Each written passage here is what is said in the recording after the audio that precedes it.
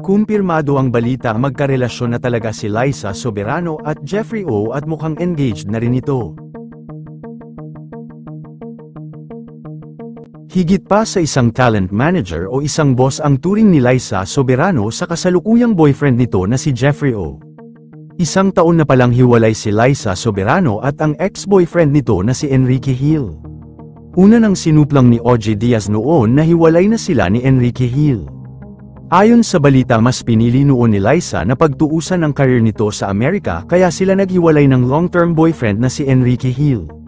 Kasabay ng mga ito naging talent manager ni Liza Soberano si James Reid kung saan kamakailan lang nang umalis na si Liza sa Careless Management kung saan wala raw itong paalam at bigla na lang hindi nagparamdam at biglang umalis sa naturang kumpanya na pagmamay-ari ni James Reid.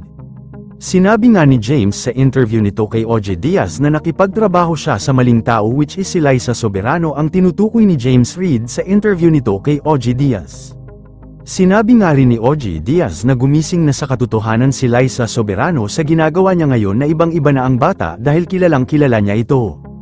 For sure raw ay nadidiktahan si Liza Soberano na nasa paligid niya kaya kung ano-ano na lang ang ginagawa nito. Hindi man rektang sinabi ni OJ Diaz kung sino ito ay for sure ang humahawak sa utak ngayon ni Liza ang current boyfriend nito na si Jeffrey O na nagdidikta kung ano ang gagawin ng dalaga sa media at sa career nito.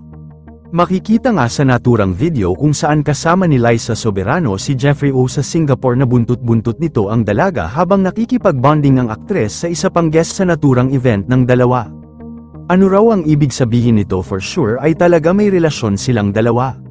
Sa mga hindi rin po nakakaalam umutang si Jeffrey O kay James Reid ng 150 million pesos at kung saan hindi na umano ito binayaran ng dating partner sa negosyo at tinakbuhan na ang atraso nito kay James Reid.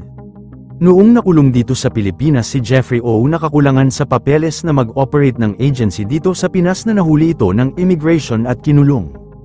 Ito po ang nakakagulintang na balita mismong si Liza Soberano ang nagmakaawa sa immigration office at kay James Reid na tulungan silang makalaya si Jeffrey O at bakit kailangan raw ikulong ito.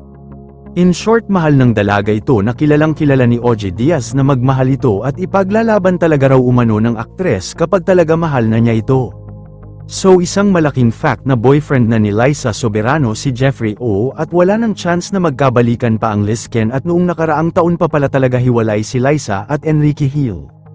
Nakakalungkot lang na mukhang nadadaan sa matatamis na salita si Liza Soberano na kayang-kaya siyang pasikatin ni Jeffrey O sa Amerika bilang isang sikat na artista sa Hollywood. Yun lamang po, ano ang masasabi mo sa balitang ito, comment mo sa ibaba. Huwag kakalimutan i-like ang video na ito. Maraming salamat po sa panunood.